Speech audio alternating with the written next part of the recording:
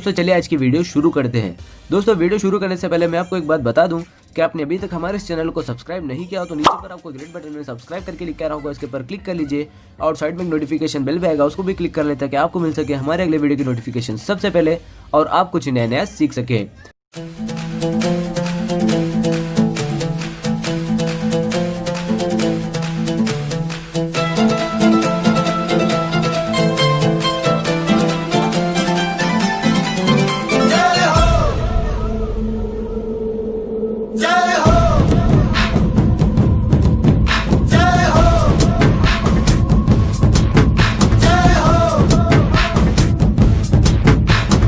आजा आजा जिंद शामी आने के तले, आजा जरी वाले नीले आसमाने के तले। जय हो जय हो। आजा आजा जिंद शामी आने के तले, आजा जरी वाले नीले आसमाने के तले। जय हो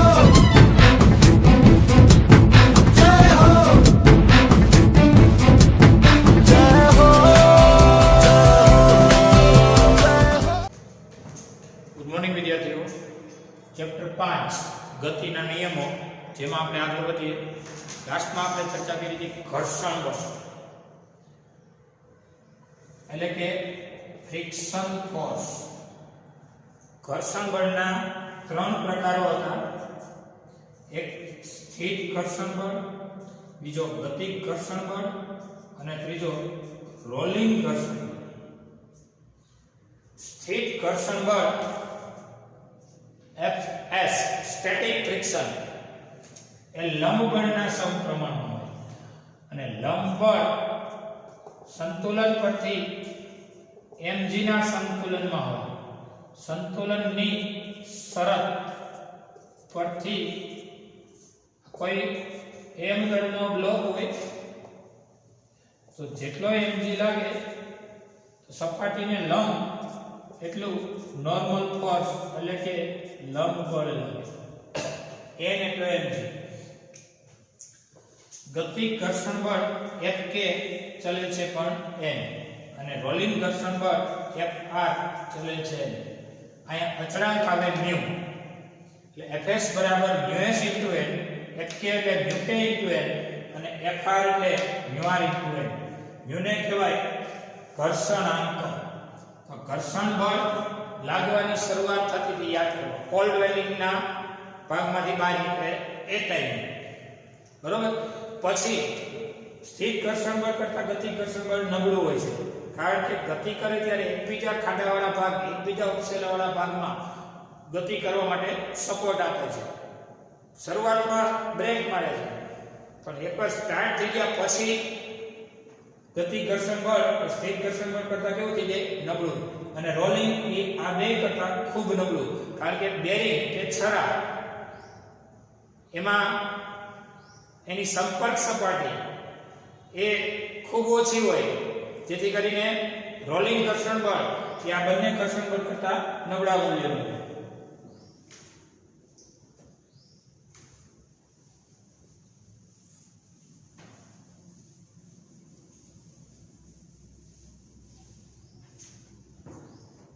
पेज नंबर 102 उदाहरण नंबर 5.9। पेज नंबर 102 उदाहरण 5.9 કે આકૃતિ એમાં દર્શાવ્યા મુજબ ટ્રોલી અને સપાટી વચ્ચેનો ગતિક ઘર્ષણાંક આપેલ છે। આ છે ટેબલ अथवा कोई सपाटी, आ छे गरगड़ी, आ दोरी,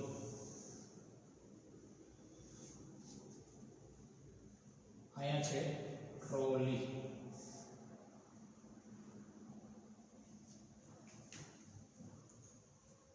आ दिशा में लागशे टेंशन फोर्स, गतिनो विरोध करशे काइनेटिक फ्रिक्शन। 20 કિલોગ્રામની ટ્રોલી છે।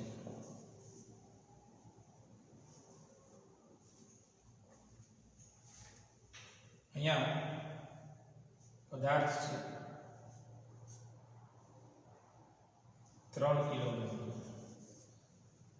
નીચે લાગશે 30 ન્યૂટનનું વેઇટ ફોર્સ એટલે કે વજન બળ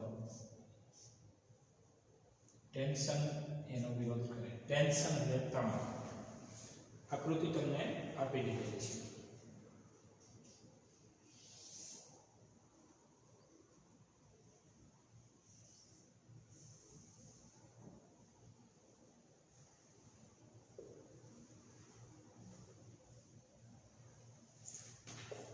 આકૃતિમાં ટ્રોલી અને સપાટી વચ્ચેનો ગતિક ઘર્ષણાંક 0.04 હોય બ્લોક અને ટ્રોલી બ્લોક છે અને વ્હીલ વાળી ટ્રોલી છે બ્લોક અને ટ્રોલી ના તંત્રનો પ્રવેગ કેટલો દોરીમાં તણાવ શોધો G લેવાનો 10 દોરીનું દળ અવગણવું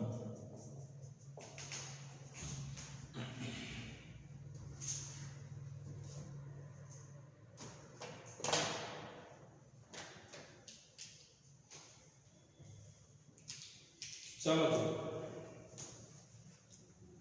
હવે ગતિ કરે છે એ પાકું થઈ ગયું એટલે જ ગતિ ઘર્ષણાંક આપ્યો છે ગતિની દિશા કયા આ થઈ ગતિની દિશા નીચે તંત્રનો પ્રવેગ શોધવાનો છે પહેલું દળ છે ને 3 કિલોગ્રામ અને બીજું દળ 20 કિલોગ્રામ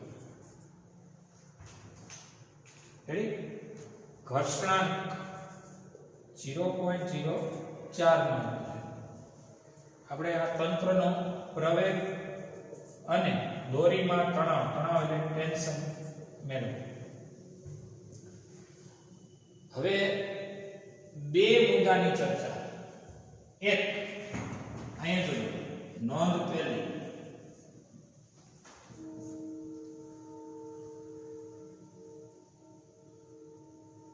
આકાર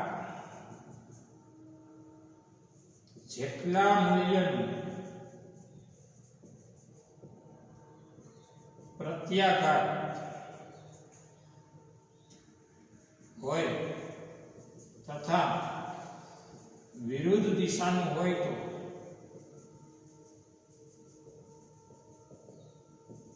પરિણામી બળ શૂન્ય બીજું આઘાત એ પ્રત્યાઘાત કરતા વધુ હોય કે ઓછું વધુ કે ઓછું હોય તો વધુ તરફ પદાર્થની ગતિ થશે દાખલા તરીકે 5 ન્યૂટન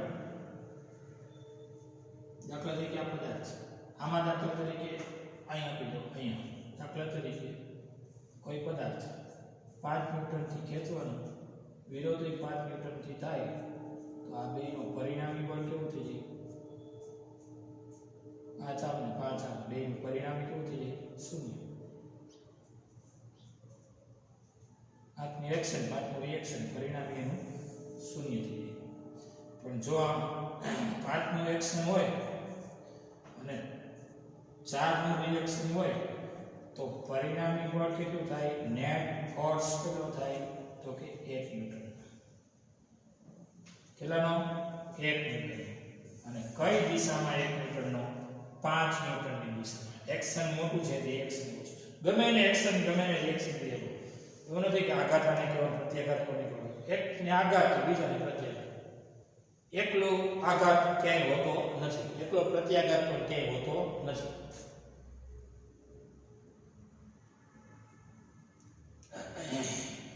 હવે આમાંથી આપણે આગળ વધીએ.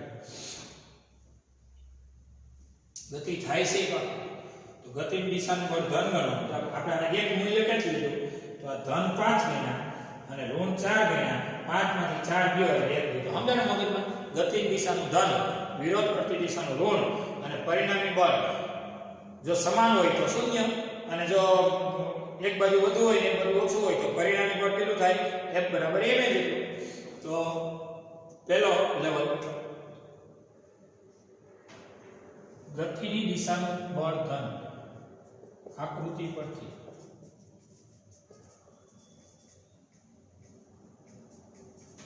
આ વેગ કહેવાય. વેગ એટલે કે વજન બળ. પદાર્થનું શું કહેવાય? વેગ. ગતિની દિશાનું બળ ધન, વિરુદ્ધ દિશાનું બળ ઋણ, પરિણામી બળ m. m1 દળ એટલે 3 m2 દળ એટલે 20 કિલો.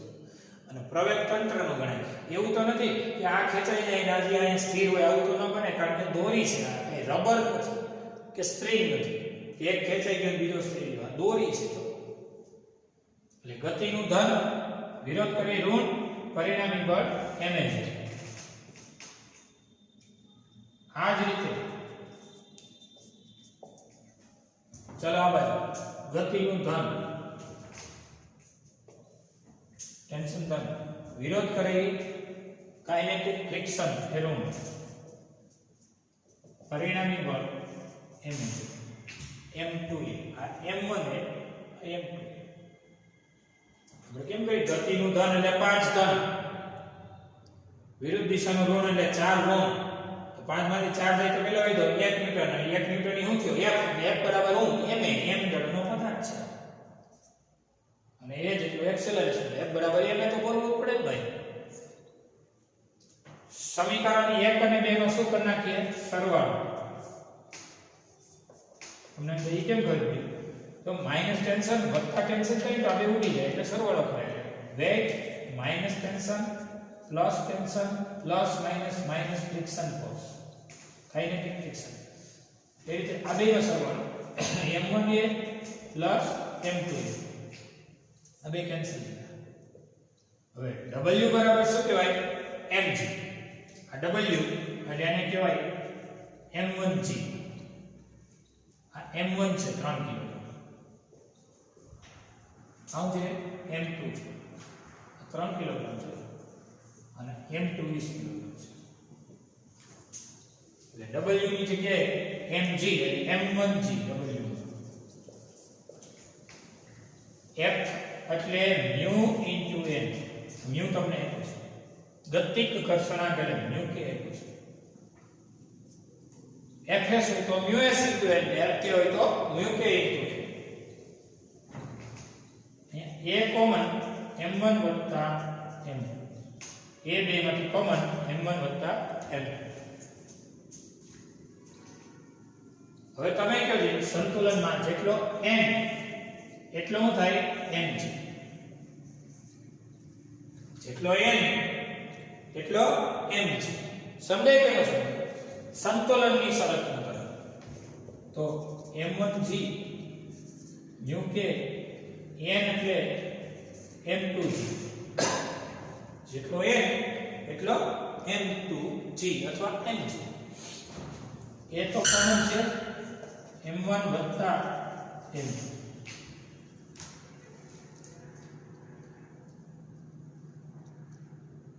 હવે g પણ common m1 minus mu k into m2 અહીંયા a m1 વત્તા m2.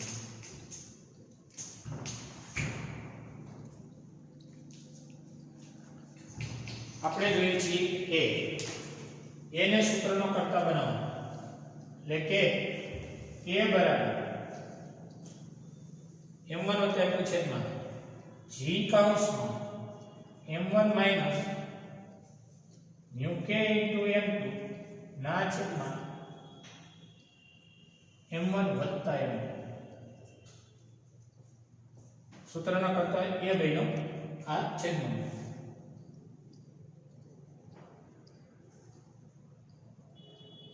તેથી એ બરાબર g નું મૂલ્ય 10 કૌંસમાં m1 3 કિલોગ્રામ મ્યુ કે 0.04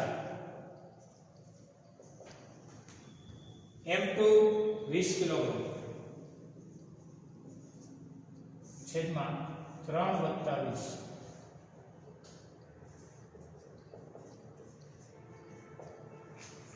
હવે 0.04 ગુણ્યા 20 0.8 20 ને 3 23 ફાઇનલી એક્સેલરેશન 3 માઈનસ 0.8 2.2 એને ગુણ્યા 10 ના છેદમાં 23 0.956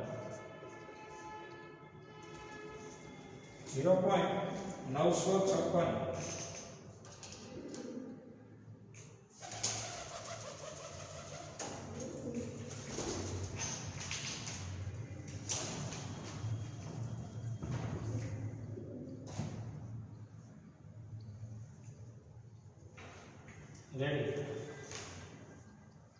મીટર પ્રતિ સેકન્ડ સ્ક્વેર નો હું મેળવો હવે આને નંબર આપી દઉં 3 ને 2 માં મૂકો તો હાલે 1 માં મૂકો તો હાલે સમીકરણ 3 ને 1 માં મૂકતા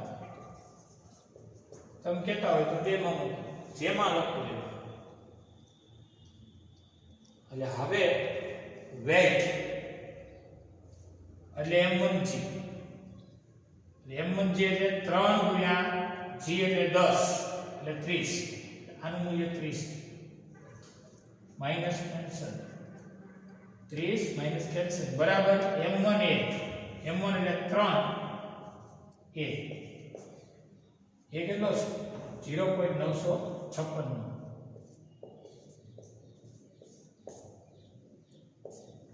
સમજાય જો વેટ કેટલો m1g m1 એટલે 3 g એટલે 10 3 ગુણ્યા 10 એટલે 30 એટલે આપણે લખ્યું અહીંયા 30 માઈનસ કેન્સલ બરાબર નિશાની m1 કેટલો 3 અને એક્સેલરેશન કેટલો તો કે એક્સેલરેશન આપણને 0.956 મળ્યો તો ટેન્શન મળશે 30 minus tension is equal to 3 ગુણ્યા 0.956 એટલે એ થશે 2.868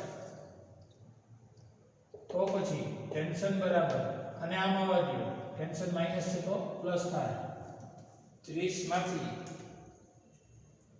2.868 બાદ 27.132 30 માંથી આને બાદ કરો એટલે 27.132 ટેન્શન એટલે તણાવનો એકમ થાય ન્યૂટન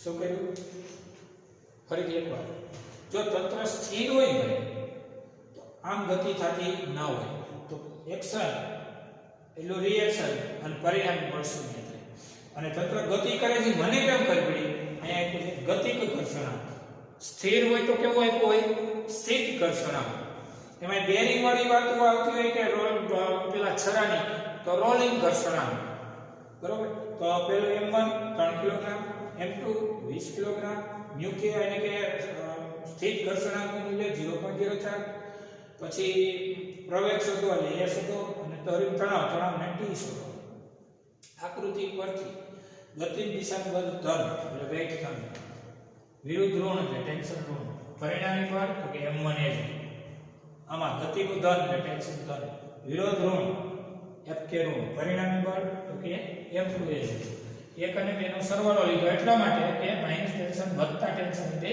ઉડી જાય કહેવાય ને સ્ટેપ એ પાડી આમાં આને ઉમેર્યા a કોમન કાઢ્યો m1 વત્તા m2 વધ્યા g કોમન કાઢ્યો m1 માઈનસ fk એટલે wk into n લીધો અને n એટલો mg થાય સંતુલનની શરતમાં n એટલો શું થઈ જાય mg રેડી અહીં કારણ લખના n એટલો mg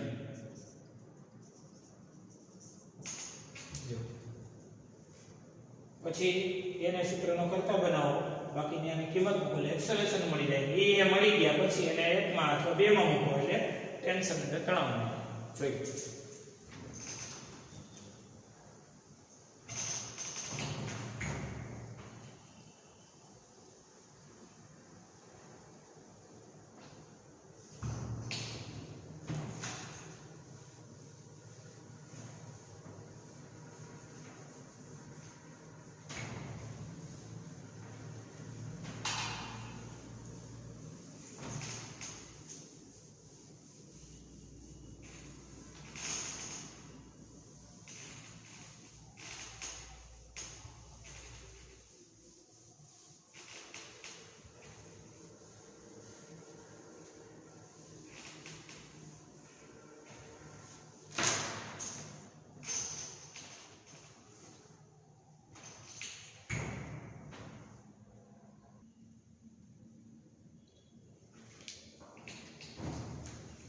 Next point,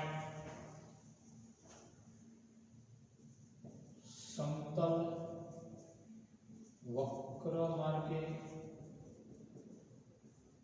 वाहनની ગતિ समतल वक्र मार्गे वाहनની ગતિ वक्र એટલે કે વર્તુળાકાર માર્ગે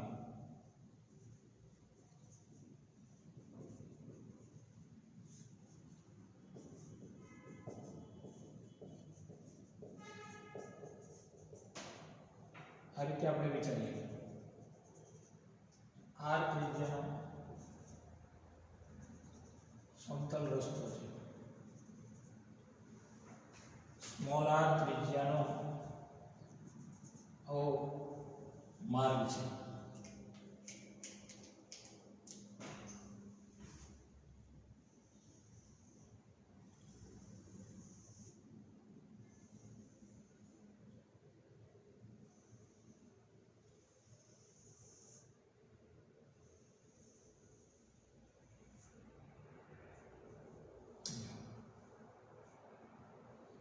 આ વાહન છે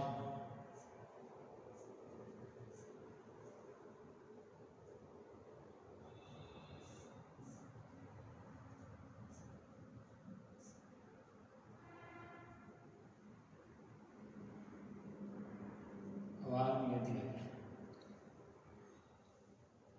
વાહન આ રીતે વળે છે સમજાય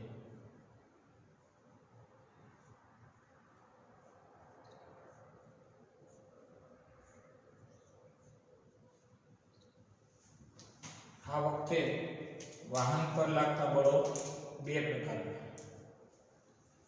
જેટલું mg એટલો m સંતુલન પરથી વાહન આપણા તરફ આવે છે ભાઈ આ રીતે વાત છે સ્મોલ r ત્રિજ્યાનો સમતલ વર્તુળાકાર માર્ગ છે આ માર્ગે વાહન ગતિ કરે ત્યારે સંતુલનની શરત અંતર્ગત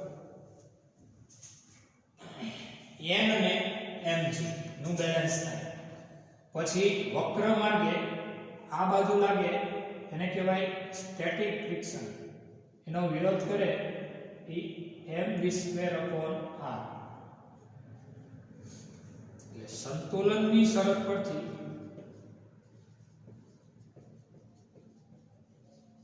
જેટલો n એટલો mg જોઈ લો અને જેટલું સ્ટેટિક ફ્રિક્શન એ mv²r નો વિરોધ કરે હવે તમે જાણો છો વાહન ચલાવો છો અનુભવ છે અને ઘણીવાર જોયું છે કે ઘણી વખત રસ્તામાંથી વાહન વળાંક વખતે જો વધુ ઝડપે હોય ને તો રસ્તાની બહાર કૂદી જાય છે મતલબ પલટી મારી દે છે, અકસ્માત સર્જાય છે.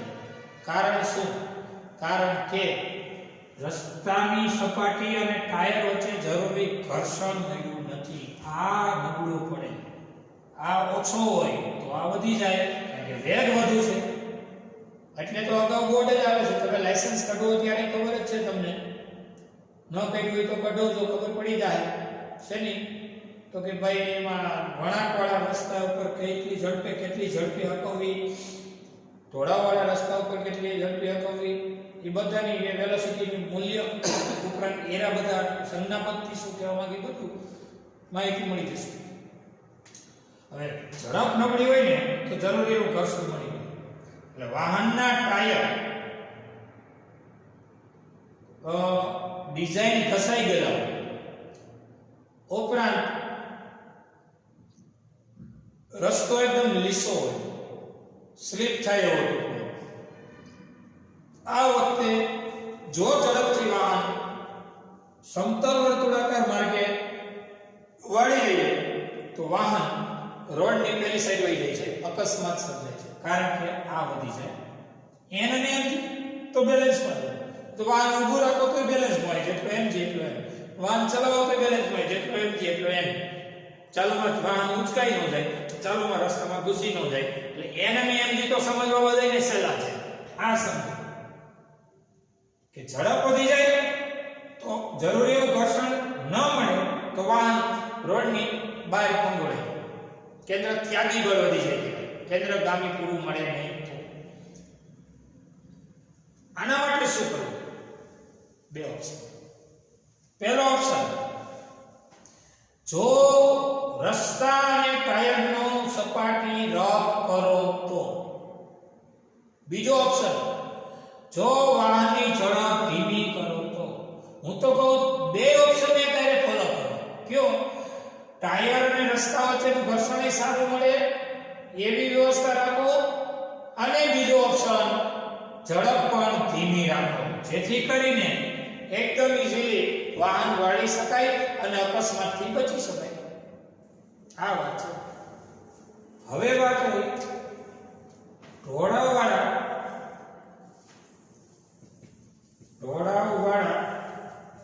વર્તુળાકાર માર્ગે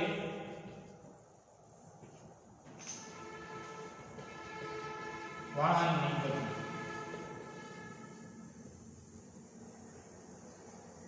આવો કોઈ ઢોળાવવાળો માર્ગ છે.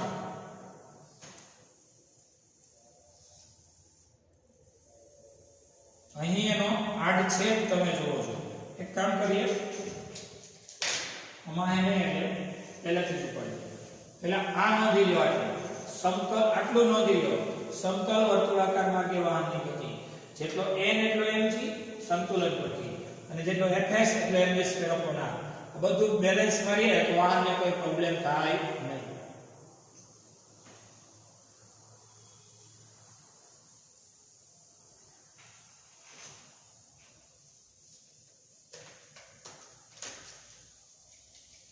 હવે ઢોળાવવાળા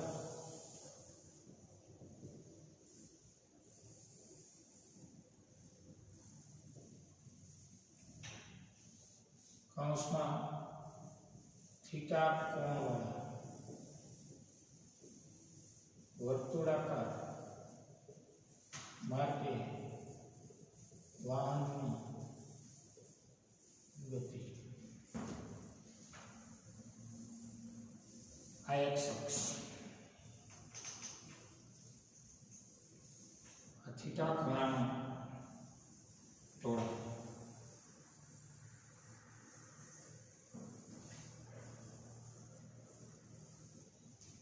એટલે શું? જો તમે જાણો છો સાયકલ કે બાઇક ચલાવતી વખતે આપણું શરીર એકદમ બેન્ડ વાળી દે છે, એકદમ નમાવી દે છે, કારણ કે સાયકલ કે વાહનને આપણે નમાવી દઈએ છીએ, જેથી કરીને જરૂરી એવું કેન્દ્રગામી બળ મળવા માંડે. તમે જોવો છો ને રેસની કાર, રેસની બાઇક કે રેસની સાયકલ, આ રીતે આમ વળતા હોય ને, આ રીતે વળવાનું થાય તો એનું શરીર આમ નમી જાય એટલે જરૂરી એવું કેન્દ્રગામી બળ એના સાયકલ અને બોડી દ્વારા મળી રહે, જેથી કરીને રસ્તાની પેલી સાઈડ પંગોળે નહીં. પણ જ્યાં મોટા વાહન છે, ટ્રક ને બસ ને એવા બધા, તો એનો ડ્રાઈવર આમ નમે તો ટ્રકને નમાવી શકતો નથી. આ વખતે રસ્તાને નમાવવામાં આવે છે. ફરીથી, જે રસ્તામાં સાયકલ કે બાઇક ચલાવવામાં આવે ત્યાં રસ્તા નમાવવાની જરૂર નથી, ત્યાં વાહન ચાલક એ વાહનને નમાવી દે છે જરૂરી એવું કેન્દ્રગામી બળ મળે ઘર્ષણની તરફ, જેથી mv²/r નો શું કરી લાગે સામનો.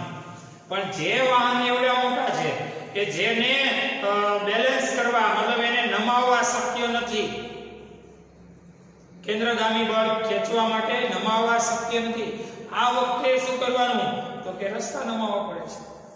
એટલે રસ્તાને ઢોળાવવાળા રાખવા, એનો મતલબ આ રીતે આમ રાખવાનું છે અને પછી વાહનને ચલાવવાનું. એનો અહીંયા આપણે આડછેદ જોયું છે. આ છે ઢોળાવવાનો આડછેદ. આડછેદ ઢોળાવવાળા રસ્તાનો આડછેદ આપ જોઈ શકો છો. આડછેદમાં નો સમજાય ને તો હું બતાવી દઉં. આ જમીન લખ્યો,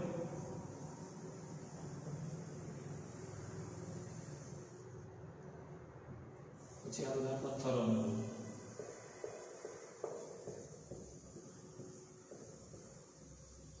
અહીંયા રસ્તો,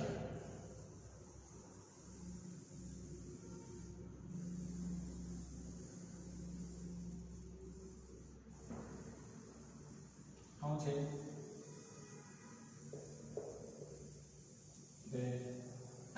આથી સપાટી.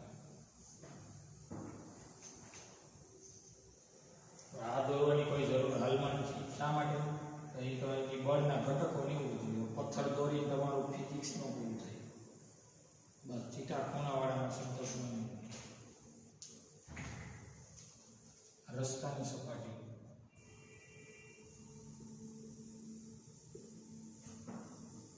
હવે રસ્તાનો આ આડછેદ છે, એટલે રસ્તો એકદમ ત્રાસો છે. એક્સરસાઇઝ થીટા ખૂણે ઢળેલો છે. હવે જો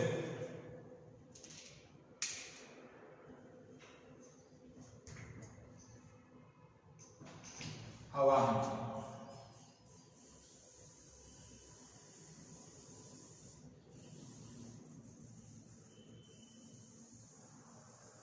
વાહનના બે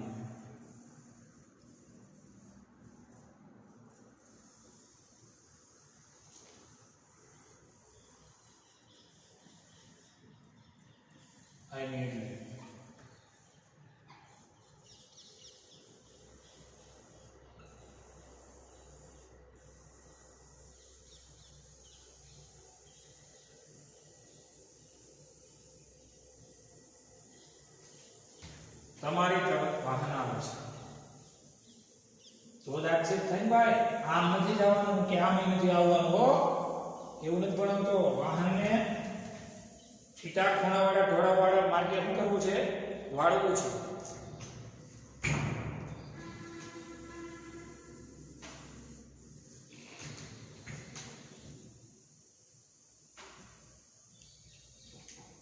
હવે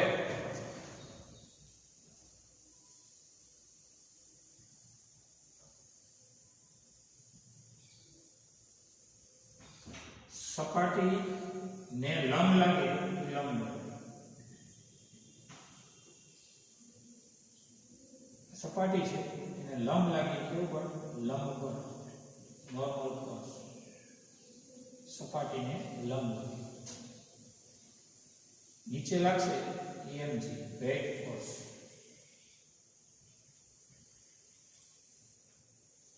આ થીટા, આ થીટા, બે સમાંતર રેખાની છેદિકા, થીટા હોય થીટા થાય. આ થીટા, આ 90, આ થશે 90 માઇનસ થીટા.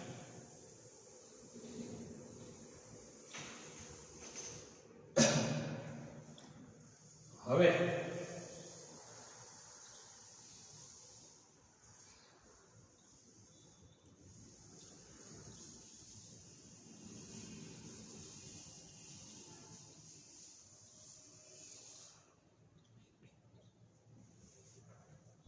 આ સપાટીને લંબ છે, n ને કહેવાય લંબ બળ. કેવું બળ?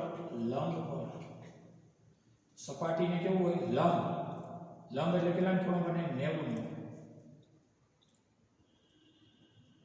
સપાટી આરે આ લંબ હોય એમ કહું છું. એટલે હવે તમે કહો આ 90 માઈનસ થીટા હોય તો એટલો હોય તો એને શું કહેવાય? થીટા કહેવાય. તો આ થીટાનો અભિકોણ આ છે. અભિકોણ કેવો હોય? એકરૂપ હોય. અભિકોણ સમાન મૂલ્યના સરખા હોય. હવે n નો જેની હારે થીટા ખૂણો બન્યો એ ઘટક cos એટલે n cos થીટા. ન બન્યો એ ઘટક sin. પરસ્પર લંબ એવા ઘટકો પડે.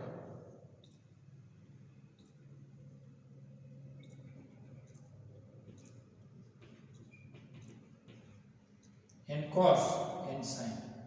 અને આ ટાયર ને રસ્તા વચ્ચેનું ઘર્ષણ અહીંયા લાગતું હોય પણ ન્યા નથી દર્શાવતો હોય તો એટલા ઘટક છે તો એકદમ ટ્રાફિક થઈ ગઈ થોડું નીચે દર્શાવ અહીંયા આ દિશામાં લાગતું હોય સ્ટેટિક ફ્રિક્શન. કાઇનેટિક તો પાછળ લાગતું હોય. ગતિ કરે ને ગતિની પાછળની સાઈડમાં કાઇનેટિક ફ્રિક્શન લાગે પણ વળાંક વળે ને ત્યારે ટાયર અને રસ્તા વચ્ચે સ્થિત ઘર્ષણ બળ લાગે એને ફંગોળાતું બચન. એટલે સ્થિત ઘર્ષણ બળની દિશા એની સામે mv² upon r કેન્દ્ર ત્યાગી દો r ત્રિજ્યાના થીટા ખૂણાવાળા ઢોળાવાળા ભાગ્યવાળાની ગતિ છે. થીટા આ થીટા આના બે ઘટકો f sin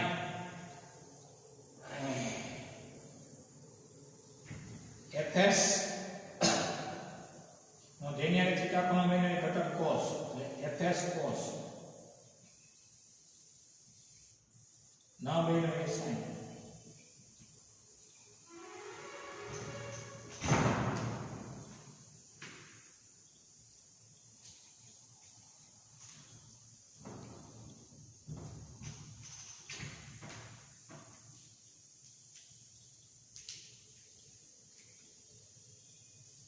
હવે આકૃતિ પરથી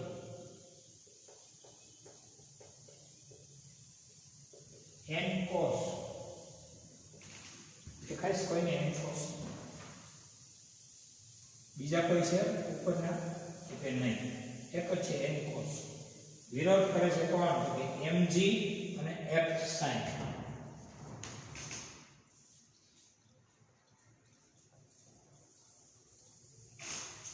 સંતુલનની શરત.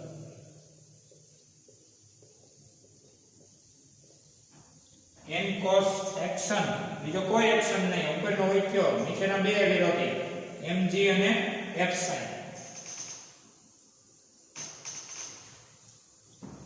એટલે કે n cos mg fs એટલે μs into n.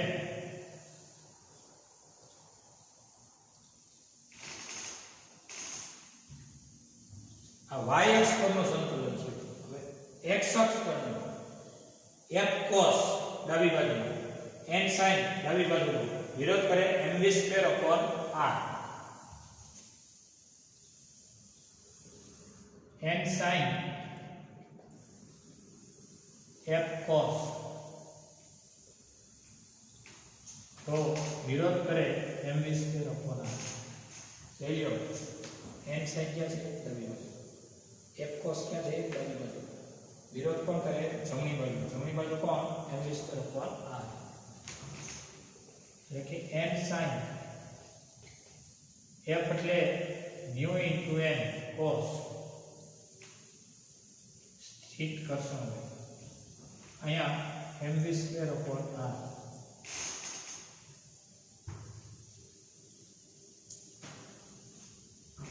આને નંબર 3 આપો, આ number 1, number 2, number 3, number 4. n ને કોમન કાઢો sin થીટા વત્તા μs cos theta mv² upon r.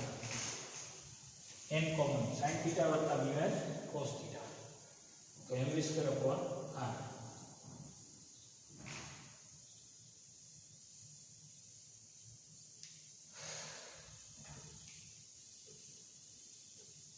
હવે સમીકરણ 2 પરથી n cos minus μs n sin બરાબર n common cos θ minus μs sin θ બરાબર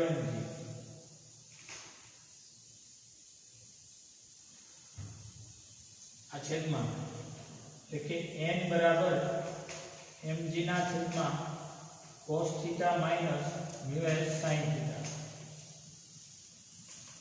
નંબર આપી દો 5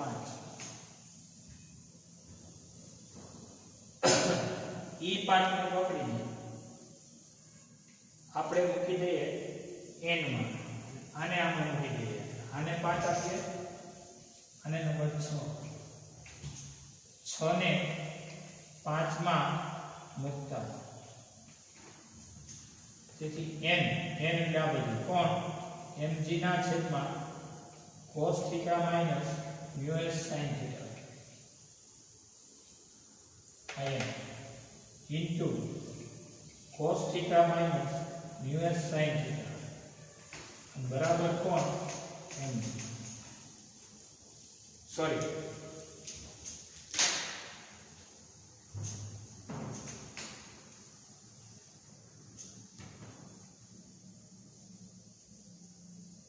એને આમાં મૂકી દઈએ 4 5 6 અને 7 સમીકરણ 7 ને 5 માં મૂકો હવે આને નાને મૂકો તો એનું જ થાય છે કારણ કે આમાંથી આ બને હાલો આને આમાં મૂકો n એટલે કોણ mg ના છેદમાં cos θ minus μs sin θ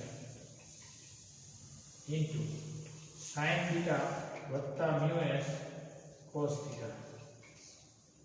equal to mv square upon r m cancel તો v square શું થશે r અને વઈ જાય એટલે હવે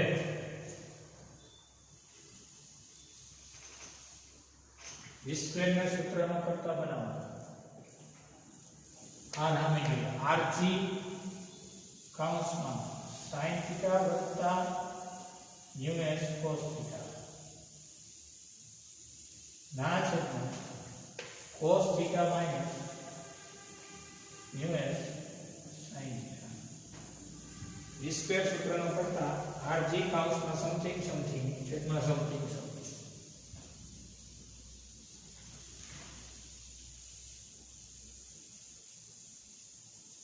હવે v સ્ક્વેર બરાબર rg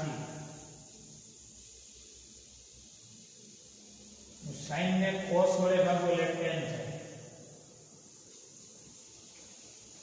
cos ને cos વડે ભાગો તો 1 થાય ન લખો cos ને cos વડે ભાગો તો 1 sin ને cos વડે ભાગો તો tan વર્ગ દૂર કરો તો આને વર્ગમૂળ કહેવાય કારણ કે અંશ તથા છેદને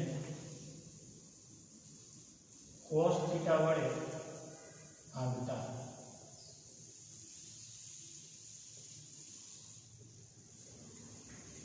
अंश में cos वडे भाग्यो आने भाग्यो cos में cos वडे भाग्यो એટલે 1 નો લખો ચાલે sin ભાગ્યા cos એટલે 10 cos ને cos વડે ભાગો 1 sin ભાગ્યા cos એટલે 10 એટલે v બરાબર અંડર માં rg કૌંસમાં tan θ + μs છેદમાં 1 - μs tan θ અને કહેવાય થીટા ખૂણાવાળા વક્ર માટે વાહનની સહી સલામત ઝડપનું સૂત્ર છે અંડર માં rg કૌંસમાં tan θ + μs છેદમાં 1 - μs tan θ